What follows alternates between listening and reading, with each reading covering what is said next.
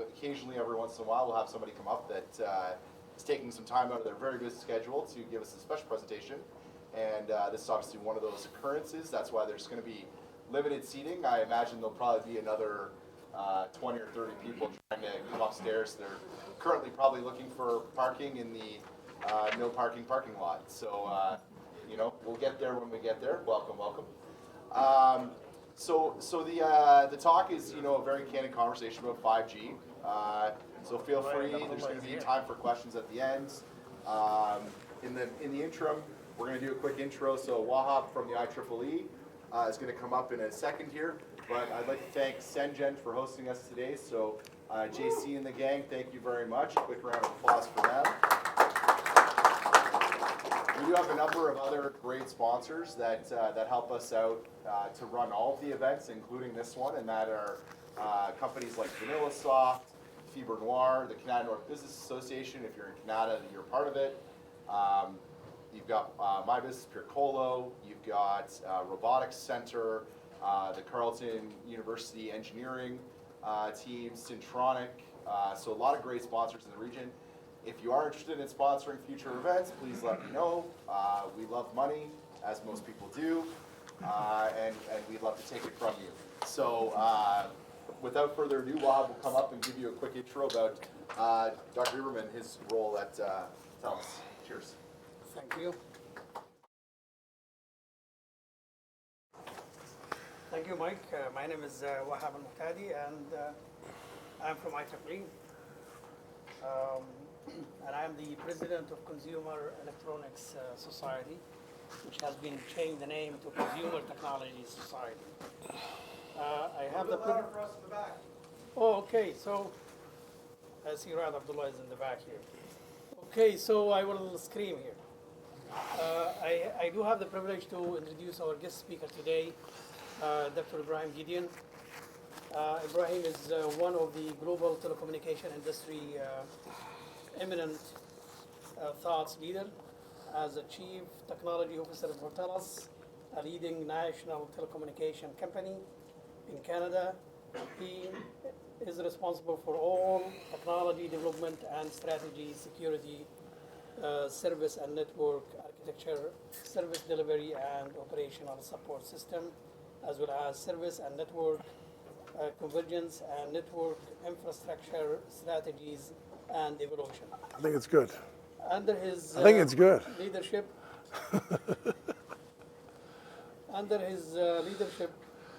the TELUS wireless broadband network has become one of the best in the world. So basically, Ibrahim is worldwide very well known in the telecom industry. Thank you. But I would like to mention about IEEE itself. Ibrahim is the one who asked me to volunteer for IEEE. I'm never living it down. And this was back 24 years ago. Ibrahim was the star of IEEE section. He is still the chair of the Senate of IEEE section. He served in many societies like Telecommunications Society, Communication Society, and the Consumer Technology Society. Ibrahim received several IEEE and worldwide. Ibrahim, we have the privilege to have you today. Thank you, Wahab. The floor is yours. Thank you. I didn't have time to read all of yours. No, it's thank you, Wahab. Can you guys hear me? Cool. So it's okay. So it's good to come back home. I feel like I'm not veering too much away from anywhere else. But it started off when I was chatting with Wahab. I said, we don't spend enough time with students. I don't know, for those who are my age group, like Norchild BNR used to teach a course at Carleton and Ottawa U. We used to donate a lot of our time. Now Harvard came up with a word called purposeful giving. So it looks like Canadians hell were doing without knowing what the hell it was called, but they gave it a name. Where if you have some intellectual property, you'd help. I remember I was a semiconductor guy, and Miles Copeland was my prof, and at the same time, he was my boss at BNR helping me with designing. So we did it without calling it. So I said, well, I feel we're not doing much. Like, you have all these people who think they're so important. They don't have time to spend with the students to educate them on what we're doing. He says, you're booked. Any next time you're coming to Ottawa, you're speaking to my class. I said, done. And he says, it's Wednesdays. So for those who know, I still have family in Montreal. So I said, okay, I'm going to see my mother. She's 90 years old. Healthier than me, so that's good. Not my achievement, but she's doing well. And then I said, okay, I'm going to go see my mother, but how about I come and give a talk to the students? And he's such an old friend. He didn't want to tell me and break my heart that it's reading week in Ontario and there are no students. So he says, why don't we do an IEEE thing? And I said, that sounds fantastic. So I was hoping to do an off-the-cuff sharing on any issue you may have on 5G. For those who know me, I will tell you what I think. It might not be the TELUS view, so just FYI. I will. And then you guys decided to tape it and screwed up that candid piece of conversation. And but I'm going to go ahead. So I put a few charts. So Wahab said that we're one of the leading networks in the world. So I don't know if you know, but the latest ranking, Canada is number 2. So I think we've got great engineering. Proud of all the competitors. And mainly TELUS, because we're number 1 in the world, at least on download speeds, ahead of the Koreans. So as a nation, we're number 2. And yeah, please go ahead. So pretty cool stuff.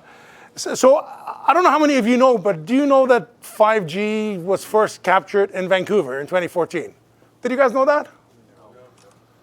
So we were hosting an NGMN Next Generation Mobile meeting, and it was 4G era.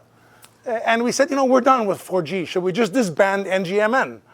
And then the representative from Telecom Italia said, hell, let's do 5G. So we all thought it was the alcohol that was speaking, and like, what the hell is 5G? And then we said, we should look at a different slant on 5G versus 4G, because we're driven by access. If you remember, 2G was access, 3G was access, 4G was access. And before it was called HSPA, it was called UMTS. It wasn't that sexy. And we suck at acronyms. Like LTE is long-term evolution. Seriously. We suck at all these acronyms, MPLS, IMS, not a lot of thinking. How are you? So we actually said we will have the first standard ever that will start with the user experience. So that's how 5G was born. It was in Vancouver in September, October of 2014. So I think we get some credit as Canadians for whether we got them liquored up and thinking of 5G, but at least it was born here. Next chart, please. So believe it or not, the first use case was low latency. And then we're so used to, for the older people here like myself, we're so used to as long as you're within 1% call drop, you're fantastic. And you realize you really actually can't drive a car with 1 call drop percent. You can't actually do basic stuff like a drone. So we decided to come up with a use case. And this is an initial schwack. I added healthier because of TELUS Health and what we're doing. We think we're underserving the community. And one of my degrees was in biomedical engineering. And I used to laugh because the Canadian Tire screw that was not certified, screwdriver, that wasn't certified was $195. It was a Mastercraft screwdriver. The one that was medically certified that looked exactly the same was like $1,300. So there's a bit of a method to the madness in terms of can we work together to bring technology to the medical field, and that's what 5G. So it's who's a wireless guy? Who would consider themselves wireless people or mobility people? Don't be shy. It's not an embarrassment. This is the first time ever, if you remember, we didn't start with, oh my God, what's my access speed? So this is pretty cool. Next chart, please. And I will leave some time for a Q&A. We've got lots of those students you were mentioning at the back. I'm sure they're anxious to ask you questions. No problem answering any question to the best of my abilities. I feel sometimes like when you go to the doctor and it says, are you allergic to this thing that you've never heard of? You're ticking that form on, and you're like, are you allergic? Then now I learned the lesson, especially when you date a lawyer for a while, you start putting these dates. To the best of my abilities, I deny that I don't know. So you fill it out with 5 paragraphs there to cover your ass, just in case you die out of something stupid, right? So I wanted to put the chart. This is what came out in 2018 when people thought 5G was going to happen. And I want to share with you that I'm anti everything we're talking about because it doesn't really go back to the use case. So I don't want to keep flip-flopping between the charts. But if you look at where we are here, you might as well go back. You're on a roll. And where we talk about user-centric, Skill set. user-centric, Michael, go back now one forward, yeah? Oh, she's so good. IEEE has reached new heights. I'm like totally impressed.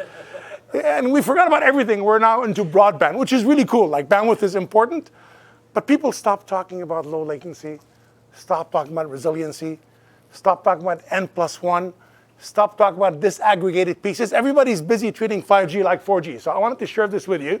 So we morphed from 2014 to 2018. We went backwards on what we're trying to do. This is my view as a technologist. As CTO of TELUS, 5G rocks. We're #1 in the world. So I want to decouple my two hats here. But I am sharing with my peers. So I thought I will be very honest. Next chart, please. And then I want to talk a bit about spectrum, because who thinks 5G and 4G are the same? Don't be shy. Like, there's no wrong, right answer, because I've learned from Donald Trump. Who thinks 4G and 5G are the same? No, I'm serious. There's nothing wrong with it. Different speed. Well, No. I think they accomplish different things. Well, I think one of the issues I have is if you're treating 5G as customer-centric, or where you have more power being in charge of your SIM or your mobile device management, the new traffic, the new rules, the new regulations, I think we also have to assume that it treats things like spectrum a bit differently. And sadly, Telecom Review put us as just ahead of Italy, which was the last in the G20 countries. So I'm not really sure. And the sad part is I know some of the folks in the Canadian regulators. They're brilliant. Like, I work with them at Nortel. So I don't know what politics are being involved, but I can't blame the geeks. They've been overruled. But one of the things that clearly came out, the 4G in Canada is faster than the 5G in Korea. If you don't have the right amount of spectrum bandwidth allocations, you're not really even achieving the speeds. So it becomes like a marketing label, which is really cool. Like, I mean, we have a great marketing department. You guys all know our animals, the TELUS bunnies and the rabbits and the ducks. They're like #1 in the world. Let's bring them in, unfortunately. So. Animal hatred and cruelty. What are you going to do? I have to be honest. It's tough to be a CTO for a company where the CMO has a branding recognition faster than McDonald's and Coke. Like, I don't know what the hell I'm going to do. Like, my 5G should be 8G to compete with that guy. Because people look at an ad, in 4.3 seconds, they know it's TELUS, which is ahead of Coke and McDonald's. So I will always venture to try hard. So I think I'm happy that we moved. If you remember our lineup, and I was vocal, not anti-government, but anti-stupidity, 2 years ago, when I said we're the only country to move millimeter wave ahead of us and the Americans, who are 30 in the rurals, by the way, FYI, compared to Canada. So I think it's very important that at least we have things on the right schedule. This was in the works, 600, 3.5, and then millimeter, which is for 5G, to get the proper 5G benefits, the whole world is 3.5. Just FYI, don't take my word for it, just get any rag. So we'll be auctioned later on this year. And based on my understanding, and I empathize with the engineers that were forced to come up with the most complicated, convoluted spectrum way of dishing things out. God bless them. I know it's not the geeks' proposition, so I will blame the politicians, because it's okay. They will get reelected, which is their objective. But I don't know what the hell it is, but it's all over the place. There's like 20 meg here, 30 meg here. So we are trying to extract defeat from the jaws of victory, speaking as the #2 country in the world in wireless, and speaking modestly as the #1 network in the world as TELUS. So I think we need to revisit this, like they need to move it. But I think the plans are done 10, 15 years ago, which is unfortunate. Somebody's got to revisit this. So, or else I will bet you money you will get maybe a faster 4G. But there's some of us here that are dying to get that 5G. Who's got a 5G handset? Come on, don't be shy. They don't work, but they exist. So I think, I mean, if you're interested, there's a whole bunch of articles, but I think we as Canadians do have an issue that our strategy in this area has not changed in, 15 years, 20 years? By the way, I got shit from somebody on the plane last night. So I am tired. If I excuse me if I'm like short or curt. I was sharing with my colleagues that I took the red eye. I realized I'm not that friggin' young anymore to take the red eye. So as soon as I saw 1 a.m., I said, yes, 1 a.m. flight. I arrive, I shower. That was good, like I think when I was a young engineer doing frame relay design. It really sucks when you're like 55 years old and a bit tired and then your neck hurts a little bit. And then some guy was giving me so much shit for the price of mobile subscribers. And then like I said, you know, I told you who I am. If you have a fucking problem with TELUS, it's everybody's job to fix. Like one thing about the DNA of my company, anybody who's got a problem, it's mine. I'm not going to give it to marketing. This is my phone number. And I got a barrage of how expensive phone calls are. And so I thanked him, you know, politely. Like, geez, like 3 a.m.? Like, I don't know about you guys, but like, I see some young people here, so 3 a.m. might be like you're starting, but for me, I'm 55. 3 a.m., I'm on my second sleep. So I said, yeah, I said, can I subsidize your fucking phone bill? Like, personally. And he's not even a TELUS customer. but he's got a big issue with like the phone bill. I said, I really would like to sleep. And the plane was full. It seems there's a lot of old people like myself who thought they can be young again and take the red eye. It's not like I could move. I could move beside the engine. I did offer to sit in the jump seat with the flight attendants. They rejected that. Not because my name is Ibrahim and it sounds like a risk, but more so that they wanted their privacy. Back to serious shit. The reality of the matter, and please bear with me, is there anything cheaper in Canada than the US? What? No. Medication. But we spend, by the way, cost of spectrum is 4 times more than is in the US. I don't know if you guys know that. So how much TELUS is spending? No, we're spending $1 billion a year, right? So if you want to subsidize cellular, don't feel sorry for me. I do very well, so does my CEO.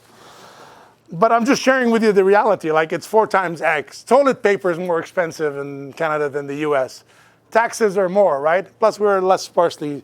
Anyway, all I'm saying as technologists, if you don't believe me, go dig it up. We need to do something about spectrum, especially when you have places like Zimbabwe giving 100 megahertz of spectrum. UAE, like, I don't know, when you guys idolize a certain country, you know, don't really think of Saudi Arabia, do you? They clawed back all the spectrum and dished it out. We're confused between 2003 things and 2020. Next chart, please. I want to get to Q&A. So I think it's critical. I put this up because I love it. I said, because my boss is Italian, I said, we beat the Italians. At least we're 1 step ahead. It's like a game of hearts. You know, you have 3 winners and a loser. At least we're a winner. So the Italians are behind us. They screwed up big time, but we are. In the G7 nations, we're bringing the rear, sadly. And I have another chart that the communications people took out. If our spectrum prices, I'll tell you what it is, I don't really give a shit. If the cost of spectrum in Canada equaled Europe, which is still more than the US, on average, the price of a phone bill would be 12% less. Next chart, please. That was actually in your earlier slide where you talked about it. Oh, yeah. They didn't take it off. Oh, cool. They screwed up. Okay, good. So I want to talk a bit about the vendors. I'm proud. I'm so sorry not to see Nortel here because I got fired in the end, but I'm proud to have been at Bell Northern Research. I'm proud to have been at Nortel. I was in the UMTS area, and then we were #1 in the world. I don't know how many people know that. So I think there's some great IP in Canada, great engineering. And I'm tired of what we're doing with 5G. I think we need to focus on what are we going to do, how do we get Canadian content back into our networks, and I put this out for you. You guys know Ericsson and Nokia, and of course Huawei. They hired a lot of the good Nortel guys. They didn't hire me. They're just the good guys. I mean, we're really working hard with ORAN. I think there's a lot of intellect in Canada that we haven't leveraged. It is very unfortunate. But hey, we have a super cluster strategy. How's that working for you guys? I don't want to insult people. I thought it was really cool. I was excited. Very few people, I put this up because the CEO of a firm is Canadian. He went to Carleton. So like we have a lot of cool stuff, plus Cisco. So if you look at the 5G vendors, so we have all these vendors in our network now. and accept ORAN. We're trying to see how that fits. And I think there's a role. The reason I like with the IEEE, I added this chart. How do we get Canadian content in our network? Like, what do you guys think? Do you think we're good enough? How about you guys? I was fantastic. Maybe not that good, but I was okay. There's a lot of fantastic R&D guys. Do you believe we have an ecosystem? Shouldn't we force it? Like, I'd rather, like now the government is busy, we'll talk about the elephant in the room. Like, do we ban Huawei? Do we give them 10%? I don't really give a shit. Make a commercial decision. I'm an engineer. Why don't we say I want 30% or 50% Canadian content in every operator in Canada? What about the job ecosystem? 350,000 fucking job versus, oh yeah, I'm gonna do that. What do you guys think? Do you think that's nice? For the Ottawa Valley, don't you think that's what we should do? No, I'm not running for office, but I would rather be mandated to create a job that every job creates 10 other jobs versus some hypothetical bullshit stuff. Anyway, this is the reality of my life that I have to live with. Really, really excited. Next chart. And how many of you guys are familiar with the security review program that's led by CSE? Okay, other than the TELUS friggin' people. Okay, the other people. So I don't know if you know, but the rest of the world is looking to Canada for leadership. Like, everybody loves what we're doing. They're all aligned with Canada. So to show that I'm apolitical, this started during the Harper era. I'm not really politically attuned. This started in 2007, 8, and then it evolved into two conservative governments, into the second liberal government. So when people gave my CEO shit for saying we're using Huawei, come up with a new regulation, I'm okay, moving on. We have the world-leading program in security. We have what's called Security Review 2.0 that the world's mimicking. Now, I ask you again, and yes, I am passionate about jobs. Like, I cried when we lost Nortel and saved GM. Nothing against auto workers, God bless them, like, they're fantastic people. But 10,000 Nortel jobs are worth more than a couple of 100,000 auto workers' jobs in intellectual wealth. So I don't want to harp on it, but this is something we're working. I think JC is involved. We're going to have a chat today. The evolution for 5G. Okay, I mean, we can do Trump stuff, but we're engineers at the end of the day, technologists, right? So the evolution is something that Canada can take the lead globally and create startups and intellectual wealth. It's not something TELUS is into it, but we are willing to lead the charge, do the testing, have a live, living lab to benefit from what we're doing in terms of cyber and 5G. Can I get the next chart? And I put it up to show that it is sad we're, again, taking defeats from the jaws of victory in a program where England's rallied around us, the Germans are doing the same thing the Canadians are doing. I don't know about you, but it brings a bit of a smile to know that actually people are saying, oh, we should do what Canada's doing. Sounds like Nortel in the old days. Yes, and I am old. Proud of it. I wanted to put this up, and this is the last geek chart, and we can make them available, like, guys, it's okay. We're on my laptop now, so he's lost all privilege. No, I mean, I learned the lesson. As soon as they're in a presentation, I don't own them, so we're moving on. I wanted to put this up because when we talk about 5G, like, everybody's doing it as 4G. This is the first instance where you look at the mobile edge and what you could do.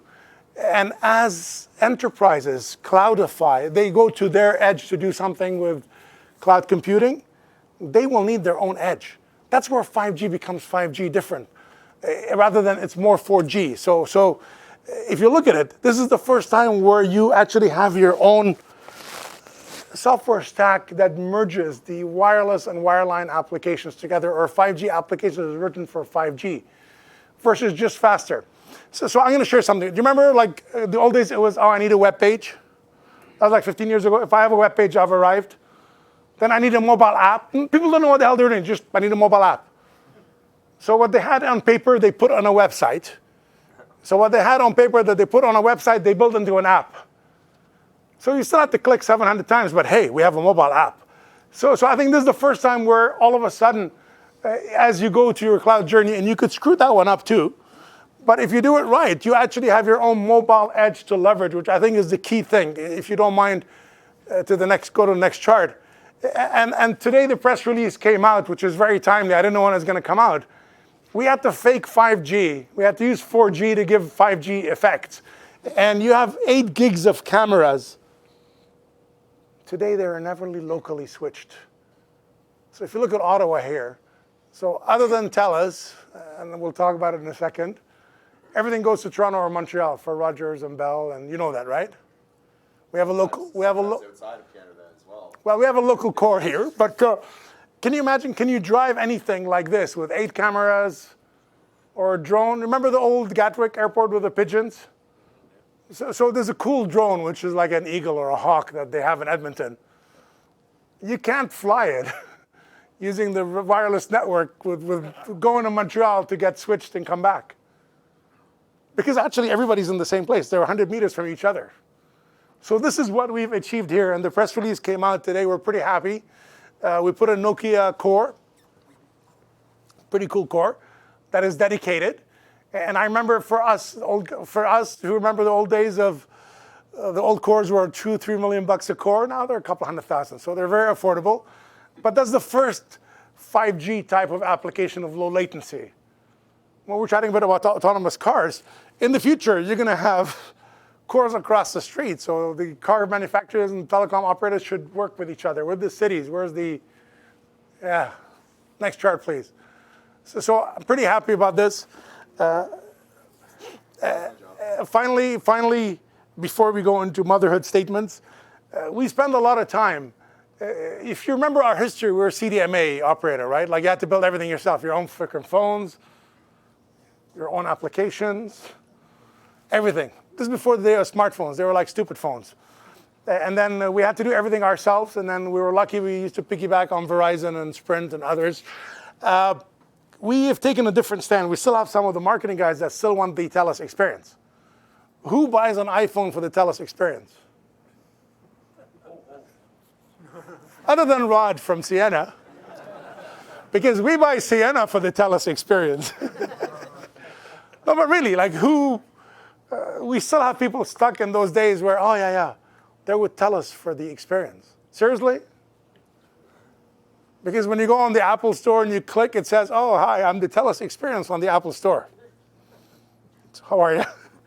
So we spend a lot of time, and I wanted to share this with the technologists, to how do we, the key for 5G is onboarding.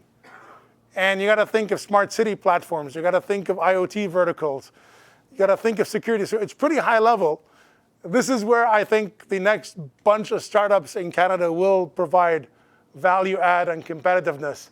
And yes, we've nailed a whole bunch of pieces that are not Canadian because we have to compete. But if you look at underwear,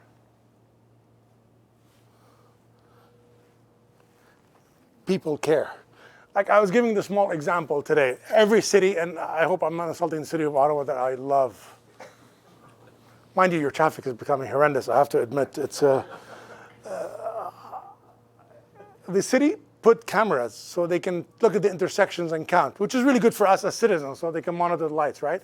Then the police put cameras. And then, God forbid, the police talks to the RCMP. They put their own frigging cameras. And then the weather network saying, oh my God, what's happening downtown? I need my own cameras. Let me share a novel approach. You're going to be shocked. Only when, I won't name the city, who's a great client of ours, only when these 5 people realize they're so stupid and they can't afford to have 5 frigging cameras that do the same thing, did they accept that maybe, God forbid, maybe we can get 1 camera and we can share the feed. So if all the engineers here, technologists are saying, like, Ibrahim is so stupid, like it's so pedantic, it's so childish, you will be shocked. Like how common sense it is. And now they want to share the doorbell cameras. That's the next. I just heard it on the news today. They're going to be sharing. Well, yeah. So we have. So phase 2 is outside cameras. Yes. As long as you opt in. So think about it. So remember we had that crazy guy that stabbed the cop in Edmonton. Well, more people got damaged with them chasing him. So if they have access to my camera, every third camera in my neighborhood's every third house in my neighborhood's got an outdoor camera. The inside I want to keep to myself. But Look, get your minds out of the gutters. It's I like to cook while I smoke a cigar, which is not something I'd like to share publicly. But if you look at the external cameras, they could have followed that person without anybody getting harmed, without sending cruisers. So that's phase 2. Phase 3 now is all of a sudden, I love this new Facebook model of life. What are you going to pay me? Like everybody wants to know who's going to pay for it and then who's going to make money. I'm pretty sure with the current regime of regulations, it'll be my fault as TELUS to provide that service. Maybe I can install the cameras for free and provide them for free, because everything in life is free. So, but I'm with you. I'm pretty happy. We were working, sadly, with 2 Canadian companies, not sadly, and the lead is Japanese, NEC, and an Israeli company on this. It makes so much friggin' sense. 1 camera, 5 feeds. I know it sounds like earth-shattering technically for some people. And the biggest issue is you're violating privacy, but so are you. Like, I mean, like, who am I violating? We see nothing, which is very true. But this is a critical part of making it successful. So if you look at what we're doing, we on purpose kept these open, right? So agriculture is huge for us, video analytics for everything, not just for, and then fleet management. We have a couple of different initiatives for different stuff. So we think the future is onboarding. It's not everything by TELUS. And then the more successful IoT company, like if we're gonna, so you've seen these reports, you know, like when Cisco said there'll be 10 billion devices, Ericsson says I'm gonna outdo them, there'll be 20 billion connected devices, and Nokia says, oh, screw you, 30 billion connected devices. I'm gonna venture somebody will come up with 100 billion devices. So let's assume that's the number. Today we're what, 10 billion people, give or take, plus or minus some change. If there's no heartbeat, it's an IoT device. So we better solve this, not own it and enable it. For every company, be it a mining company, be it the police, be it the city. So behind this, if you're interested, there's a lot of API details. So this is at phase 2 of its existence. Still sucks, but we're probably a couple of phases ahead, a lot of people in our thinking. Next chart, please. I don't want to belittle this piece. It's not motherhood. I think I was sharing with Rod, I keep fighting with Audi and BMW because they're huge partners of Vodafone, which is a partner of ours. People have to stop solving everything themselves. They have to think of how they can solve it with other people, right? So we have all the analytics, we have all the video, we have 1 millisecond latency, so maybe we can do something with the car manufacturers. Next chart, please. I think that's my last chart. Yeah, I wanted to keep it open. If you've got any questions, by the way, my ego is fantastic. If you have no questions, I don't mind going to have a bite to eat.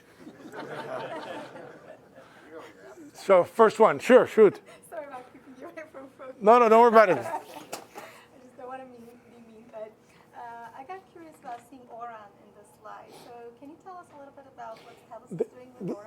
Yes, so we're not a formal member of ORAN, but we probably did the first North American CRAN trials. Where is that? Toronto. So as you know, the only, oh my God, is this being taped? Like, am I going to piss off also the Orion guys now? So if you remember when CRAN came up, they took the antenna, they took the RRU, the radio remote unit, and then they took the BPU and says they don't have to be in the same place. So the first achievement we as an industry did, which is in the 2008, was we moved the antenna away, if you remember it. It wasn't a washing machine anymore. Which sounds stupid now, but that was earth-shattering at that time. If you remember, Nokia came with the Flex. Who's a Nokia employee here? Don't be shy, great company. They came with a Flexi, whatever they called it, pretty cool shit, like Flexi BTS. Mind you, they never invested in anything other than the Flexi BTS for 10 more years, but they were pretty cool when it came up. What's AirScan now? You gave it a new name, okay. We rebranded it. Call me John. So we did the first trials, and our biggest, so they were beautiful for stadiums. So the first stadium where we had almost 800 access points, Wi-Fi access points in Canada, and around 40 plus wireless base stations was BC Place. We wanted to make it a showcase. So 60,000 people can stream video at the same time. It was an engineering challenge. So that made a lot of sense because I put everything in a massive room and extended the antennas to the BBUs. Then you start looking at the city. So if you go to Seoul, which is the leader originally in it, they had 1,200 fibers going somewhere. So it's not very conducive in Canada, like Seoul. So we took what they've done and then we applauded O-RAN. Then we said what we need to do is we need to have a meshed wireless network, which is what we're working with Sienna on. Like, because we build metros. Don't we build metros? Like operators build metros, cities, power companies. Can I use the metro? And then some wireless guy, who probably used to work for me somewhere at Nortel, says, oh, no, I got eCPRI and CPRI, and it's 2 seconds, 2 milliseconds delay, and then nothing will work. And they took O-RAN to a completely different directions on decomposing pieces that are sexy technically, but don't make operational sense. So if you look at our objectives, we'd like to build a single metro to benefit what's happening.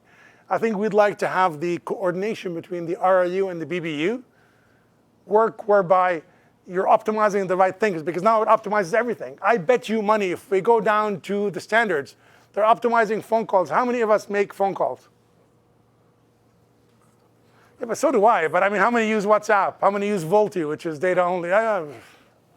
So if you look at it like I bet you money, if I go to the bowels of how they optimize resources, telephony is at the heart of it. So we love what O-RAN's doing. I think the orchestration piece, if you want to go, actually no need for a picture. I believe the orchestration piece and the resource management is something that is not being addressed right. And that's why I say I'd rather be mandated to be 50% O-RAN with 50% Canadian content. Because I think the knowledge that Nokia has and Ericsson and Huawei and Nortel, like let's not forget, proud of where I worked. Hell, if anybody can solve it, it's the Canadians.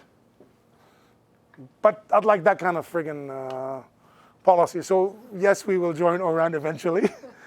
And the current cost structure is, if you're not a Google in terms of BBUs, it's around 6 times more for the BBU. For us, it's around 25% more on the RRU, but we think those prices will be in the 30% more range once you normalize. We don't have, so we're a big country, but who thinks we're big? Like we really are small, aren't we? Like we're huge, we're friggin' like, but we're small. So Canada will not drive the standards, but we can make them better. So I think eventually, I think eventually by this year end, we're hoping the cost of effectively what is Open RAN-ish is 30% only more than existing equipment, using off-the-shelf pieces. Sorry. I'm just actually speaking as a consumer. Whenever I go and I work in the U.S., I always notice they seem a full step behind Canada in terms of adopting new technology for consumerism. For instance, we took on debit Interact before they did. And I don't know what the recent one is, and last time I was working in the US, but I always noticed I go to do something. I think when I went to use the tap now on the credit card, the smart card, a lot of places don't. They don't. But Canada, everywhere I go, we can tap. I just see you were saying, is what's cheaper, what's better. I find Canada is much more aggressive in adopting new technology. I can't comment on the consumer piece, but I noticed that as a consumer. It's just so. I mean, you travel there. Not as high up in the engineering world as you are. I mean, what do you see? We are all peers, man. Well, I don't sit on committees like you do. No, what I see, so I can't address the consumer piece, but I do know we have social. We're socialists with a capitalist slant, which comes with its benefits. But I do know that all of a sudden Canada's become the race for wireless access. So I know on the network side, we're all fighting to, like you go to the US, I don't want to badmouth, they're all like colleagues and way more important than I am. But how many times do you drop your call going from San Francisco to go to the rental place? Like we're just you're a kilometer away. I dropped 3 times the call, right? So I'm with you on that front. But I think also we have a very strong banking regiment, whereby in the US it's more fragmented. They don't talk to each other as much from that point of view. And Yeah, I mean, I sit on the fintech stuff, so you're right. There's other stuff at play. I'm just saying, I see that as a consumer. Two to three more questions, so try and. Okay, go ahead. Yeah, I'm curious, you had one of those slides where you had a number of the companies you were working with, the Meal Visions and Skyhawks and things. I guess, what's TELUS doing, or maybe the CTO office, maybe unique or different in terms of pulling in their technology and helping them innovate? Well, I think one of the things we're trying to do is they all built everything as siloed single-purpose systems. So like, let's take MyoVision, for example. So we're saying if you want to evolve what MyoVision is like the number one on intersection management, and we have an investment. So I'm very subjective on this. I don't want to look like, it's not my mother. She's the only one who can interrupt things. 90 years old, love her. Love you guys, but she'll give me shit and maybe, and talk to the priest, so it's way more complications than that. So with MyoVision, the chat we had with them is, guys, you're number one in your area, but if you don't open up to the RCMP, to the police, to the actual city management, because now they do the analytics, as you know, on where they are. So we're helping them with three things. Bigger ecosystem. Two, their BOM is, like they buy for 10,000 intersections. We have a $3 billion spend. So if we want to help Canadian companies, we should move some of that spend forward, like we're doing. So that's the second thing. And the third, when you build your OSS, BSS is your application, it's not portable. So we're working with them on that piece. One more question, guys. We're running low on time here. You can take, there's two more and we're done. What do you think, We're Michael? done. Perfect. What happened? Do you have to go fight your car speeding thing in court? I probably already. He got maliciously ticketed. So you talked about IoT devices, the ecosystem on getting all these consolidation of elements happening. You got connected cars, you got drones, whole bunch of connected cities overall. I'd like to know your opinion about data. Who owns the data? You guys got the question. That's a very, you know, your problem is you're asking the right question. Shouldn't you ask me why our bill is so expensive? Why we should be happy with 20 megahertz in Alberta when 2/3 of the traffic in Alberta runs on the TELUS network? Those are much, I've been getting shit for those questions all day. That's public information. So the question was, who owns the data?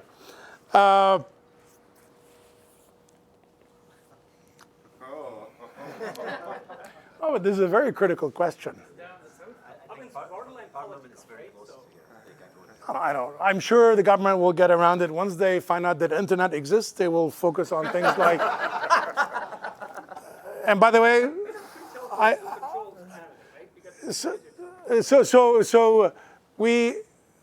the data runs on our network. We don't own the data, and it's not a cop-out answer. We put a proposal. We're working with the government of Canada on that piece. But sadly, we're like the prophets. We were accepted way outside. Like the GSMA is taken on TELUS as what we call responsible AI. And some good friends at ISET are looking at what we pitched globally. There's no advantage to take the TELUS versus not. I think we need a framework as a country because it's about trust. This is what I tell you. Like we had works with Facebook where you go to a restaurant and you can validate your TELUS phone number with Facebook. We stopped. Do you know why we stopped? It would have been great for TELUS. It would have made much sexier TELUS with Facebook. Because Facebook would not sign, and I'm not bad-mouthing Mr. Zuckerberg, who's a very great whatever it is. No, but the reality of the matter is Facebook will not sign the same thing we signed on trust. So we said, okay, well, like, will you? He says, well, I use that info to sell ads. That's not our business. We have a facilities-based, which we want to be the best at it in the world. And then we enable services, but it's got to fit within our ethical framework and our AI, because the big thing about AI, it's data. That's why when you asked me the question, I said, oh, fuck, like this is it's way bigger than stupid what's happening to my Facebook and my location. Once you run AI, shit will come out that you never thought of. So if there's no responsible and ethical AI, there's bigger issues. So when we talk about privacy, people hate the telcos, but you never have a problem giving me your phone number because you know it never goes anywhere. You never have a problem giving me your credit card, your address. So people undermine the notion of trust, and that's why we don't peer. Like with Google as our partner, but we only do so much. So I really think we need the framework of trust. And people say, why do you talk about IoT and trust? I think it boils down to trust. It's not, because you can violate anything. You could hack into anything. If there is no framework of trust, you can put as much regulation and standards as you want. And that's the key part of data. But we don't own it. We move it around. And even when we do the police, like when you asked, so the gentleman asked me about MyoVision and what we're doing, we actually insist that we don't, if we store it, we don't have access to it. Sorry, one more question? Speaking about the elephant in the room, I understand that there's a national security review of Huawei, and I'm not sure. I read a couple of days ago that TELUS decided to use Huawei in its Yes. 5G network development. So I'm wondering, what are your plans in case the national security review turned out to say we're not allowing Huawei when you've already invested? I see what you guys got the question? It's kind of more like a family of elephants in the room rather than one elephant. I will not apologize for having the best network in the world. I will not apologize for using Huawei gear. I think it's fantastic. It is #1 in the world globally. And it's been approved by 3-4 frigging governments before. So if the government decides to ban Huawei, it is not because of a cyber review. That is bullshit. And if you look at the government's stance themselves, take fucking pride that we know our security shit. So we did a review program. We've been doing it for 15 years. We know our shit. There's been no malicious stuff. So if the government wants to come with something political, I love this country. I will die in this country. I never move with all my global jobs. I enjoy paying taxes. I'm a proud friggin' Canadian. Don't give me bullshit fucking answers. We have great engineers. If you want to come up with a political decision to ban X, Y, Z, I'm all for it. We assume they're compensating TELUS because everything we do is being reviewed and approved by, well, we haven't had an NDP government in power, but we've had 2 conservatives and 2 liberals. So if they're going to deny that they've seen it, it will have an impact, I think, on Canada because it forces elevating the race. So the UK's commitment was not to Huawei per se, is the commitment to have a healthy ecosystem for the competition. So if you look at Ericsson's prices, and we actually use Ericsson for some stuff also. They're a great partner of ours. I believe Ericsson prices and competitiveness for the Canadian market, which is 13th in the world in terms of size of buying power, is because Huawei elevated the Canadian marketplace. So when we say Canada moved to #2, it didn't move to #2 because of TELUS, like we're not the whole friggin' country, right? It moved to #2 because all of a sudden it's become a battleground. It's not Korea, it's Japan. So for the CDMA guys, raise your hand, don't be shy, I'm proud of it. We used to look at friggin' Japan. Remember, like anytime anything is sexy, we'd go to Tokyo because NTT Docomo was doing it. It wasn't the Canadians, it wasn't the Americans that were sexy or the Koreans, it was the Japanese. Well, now the whole world in terms of speed and performance looks at Canada. So if the government decides to come up with a Huawei thing, please don't insult our collective intelligence that it's a cyber problem. I'm okay, you want to ban everything Chinese, by all means. You guys want to pull what the Turks pulled off and get all your iPhones and we're going to burn them in a bonfire made in China, I'm okay with that. That's a fucking commercial decision. I don't regret it. I got full approvals from the government for using Huawei, and they've been a fantastic partner with the indications on our network performance and what we're doing. And I would venture to say, they help bring the price of the ecosystem down. So if you look at the cost to the consumer bit per second, we're probably paying half of what we were paying like a year ago because of that. So you got issues that are cultural or commercial, by all means, take them somewhere else. I'm a geek, so anyway, I hope it answered the question. What? Long live the geek. Geeks. Geeks and growth.